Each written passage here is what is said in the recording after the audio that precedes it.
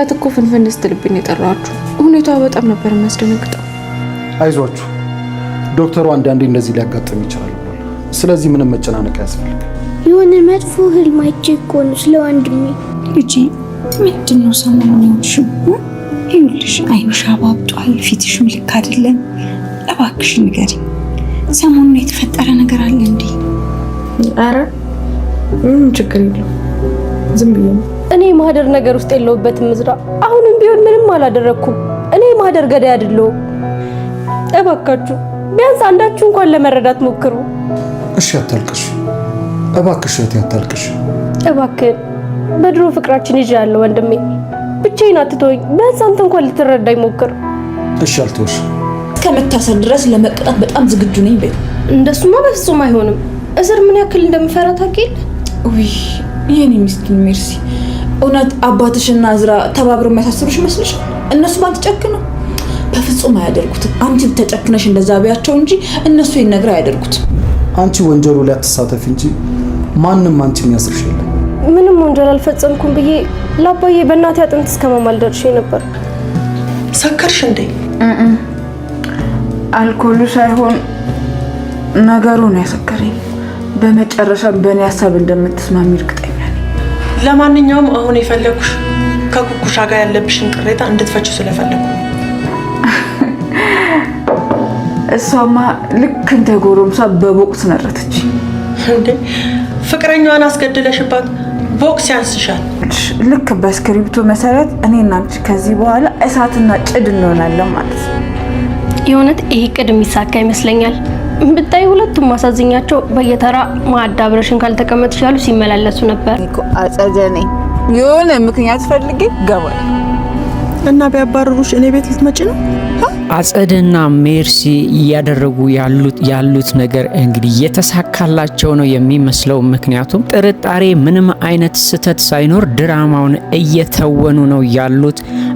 እዝራና እስክንድር እንዲያምኗቸው እያደረጉ ያሉት ነገር እንግዲህ በዚሁ ከቀጠለ አላማቸውን ሊያሳኩ ይችላሉ። ምክንያቱም እስካሁን የሄዱበት የነበረው መንገድ እንግዲህ እልህ የተሞላበትና ትክክለኛ ነበር ማለት ነው። አሁን ግን የሆዳቸውን በሆዳቸው አድርገው እዝራና እስክንድርን ከጀርባ ሊወጓቸው እያሰቡ ነው ያሉት ማለት ነው።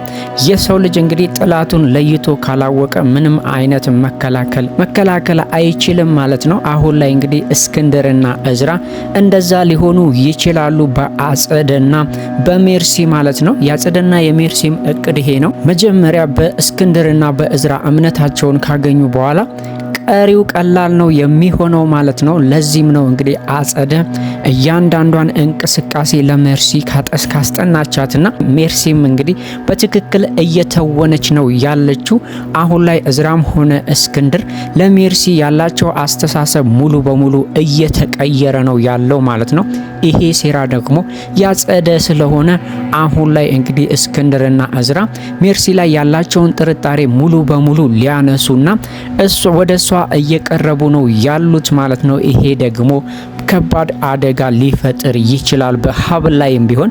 ምክንያቱም እምነት እሷ ላይ ያላቸው እምነት እንደገና ከተመለሰና እስክንድርም እንግዲህ እንደ ልጁ እንደ ድሮ ፍቅር እየሰጠ እየተንከባከበ ካቀረባት በኋላ ስራቸውን ለመስራት ነው ያሰቡት ማለት ነው። አጸደም እንግዲህ ባሰበችውና በገመተችው ልክ እየሄደላት ነው። ምክንያቱም ይሄንን ያደረገችበት ምክንያት ለሜርሲ ያላቸውን ፍቅርና ያላቸውን አስተሳሰብ ስላወቀች ነው። ሜርሲም እንደተጸጸተችና ከዚህ በፊት እነሱ ላይ ያደረገችው ነገር በሙሉ ሰላሟን እንደነሳት አስመስላ እንግዲህ ክፍሏ ውስጥ ቆልፋ ምግብም አልበላም ብላ ነው እየኖረች የነበረው ማለት ነው። ግን ይሄንን ከማድረጓ በፊት ተዘጋጅታበት ስለነበረ ምግብም ደብቃ አስቀምጣ እየበላች እነሱ ሲመጡ ግን የተጎዳችና ያዘነች መስላት ስለታየቻቸው ምንም አይነት ጥርጣሬ እንዲኖር አላደረገችም ማለት ነው። ለዚህም ነው እንግዲህ አሁንም እዝራም ቢሆን እስክንድርም ቢሆን እየተመላለሱ እያዩዋትና እያጽናኗት ያሉት ማለት ነው። በዚሁ ከቀጠለች ሜርሲ እንግዲህ እስክንድርና እዝራን ሀብልንም ጭምር ትልቅ ችግር ውስጥ ልትጨምራቸው እንደምትችል ግልጽ ነው ማለት ነው። በአሁኑ ሜርሲ ሙሉ በሙሉ የተሳካላት ነው የሚመስለው። አጸደም እንግዲህ አሁን ላይ ሜርሲ እያደረገች ያለችው ነገር አላማዋን የሚያሳካላት እንደሆነ ግልጽ ነው። ሜርሲ ግን ያልተረዳችው ነገር ቢኖር ሙሉ በሙሉ እምነቷን አጸደ አክስቷ ላይ አድርጋለች። አጸደ ግን ለማንም የምትታመን ሰው አይደለችም ማለት ነው። ሜርሲን የማትወጣውና በፍጹም ልትቋቋመው የማትችለው ችግር ውስጥ እንደምትጨምራት ግልጽ ነው ማለት ነው። የእዝራና የእስክንድርም ስጋት እንግዲህ ይሄው ነበረ። አክስትሽን ማመን የለብሽም እባክሽን ብለው ከዚህ በፊትም መክረዋታል። አሁን ላይ ግን የነሱን ምክር የተቀበለች መስሎ ግን ደግሞ ትወናዋን በብቃት እየተወነች ነው ያለችው ማለት ነው። ኩኩሻም ያ ሁሉ ነገር ከተፈጠረ በኋላ እንግዲህ አሁን ላይ ኩኩሻ እየተሰማት ያለውን ስሜት በፍጹም የማታቀው ሆኖባታል ማለት ነው። ምክንያቱም ሀና በጣም መልካምና ጥሩ ሴት ነች። ኩኩሻን ከምንም በላይ እንደ ልጅ አድርጋ እየተቀበለቻት ነው ያለችው ማለት ነው። ይሄ ነገር ደግሞ ኩኩሻን በጣም ረብሿታል። ምክንያቱም ኩኩሻ የጎዳና ልጅ ስለሆነች የእናት ፍቅር ወይም ደግሞ ቤተሰብ የሚባለውን ነገር በፍጹም አታውቀውም። ይሄ ነገር በጣም ሳታስበው ውስጧን እየረበሻት ነው ያለው። ምክንያቱም መነን እንደነገረቻት ነው ሁሉንም ነገር እያደረገች የነበረው ማለት ነው። የሀናም ፍቅርና የሷ ጭንቀት እንግዲህ ኩኩሻን ወደ አልተገባ ስሜት ውስጥ እየጨመራትና ሳታስበው እያለቀሰችና ለሀናም እያዘነች ነው ያለችው። በዚሁ ከቀጠለች ምናልባትም እንግዲህ ኩኩሻ ነገሮችን ልታበላሽ ትችላለች። ምክንያቱም ሰው ምንም ክፉ ቢሆን በመልካምን ነገር በክፋት መመለስ አይችልም ማለት ነው። ሀና ደግሞ እያንዳንዷን እንቅስቃሴዋን በሙሉ ለኩኩሻ በፍቅርና በጸጸት እያጀበቻት ስለሆነ ኩኩሻ በፍጹም አይታው የማታቀውን ስሜት እየተሰማት ራሷንም እየጠየቀችና አንዳንዴ እንደውም ራሷን መቆጣጠር እያቃታት መንገድ ወይም ደግሞ አድርጊ የተባለችውን ነገር ለመሳት እየሞከረች ነው። በዚሁ ከቀጠለች እንግዲህ ምናልባትም ነገሩን በሙሉ ልታበላሸውና ሚስጥሩን በሙሉ ገሃድ ልታወጣው ትችላለች ማለት ነው። ምንንም እንግዲህ እቅዷ በሙሉ ስለተሳካላት አሁን ከሀና ብቻ ሳይሆን እንግዲህ ከሀብል አባትም ጥቅም ለማግኘት እየሞከረች ነው ያለችው። ማስመሰሏና ወይም ደግሞ ትወናዋን ማንም ስለማያቅባት ተንኮለኛም ስለሆነች እንግዲህ መነን አሁን ላይ ደግሞ ይባሱኑ ብላ ከሀና ጋር ወደ ውጪ ለመሄድም ሀሳብ አምጥታለች ማለት ነው።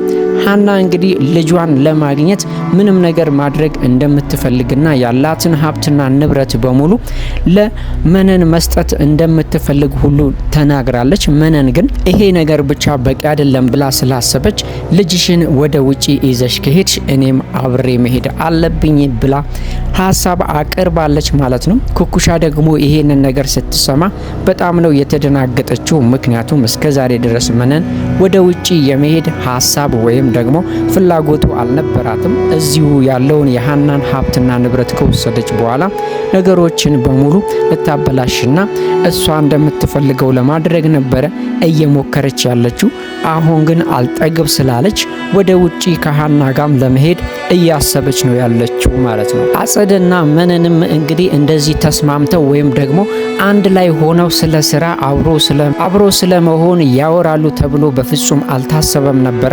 በጣም ሲተያዩ ራሱ ጸብጸብ የሚላቸው ነበሩ። አሁን ላይ ግን ለእቅዳቸውና ለዓላማቸው አንድ መሆን እንዳለባቸው ግልጽ ነው ማለት ነው። አጸደ እንግዲህ እሷም ለብር ብላ ምንም አይነት ነገር ማድረግ የምትችል ሴት ነች። ስለዚህ አሁን ላይ እንግዲህ ከመነን ጋር ተስማምታ ከሀብለ አባትም ሆነ እናት ማግኘት ያለባቸውን ነገር በሙሉ ለማግኘት እየጣሩና እየሞከሩ ነው ያሉት ማለት ነው።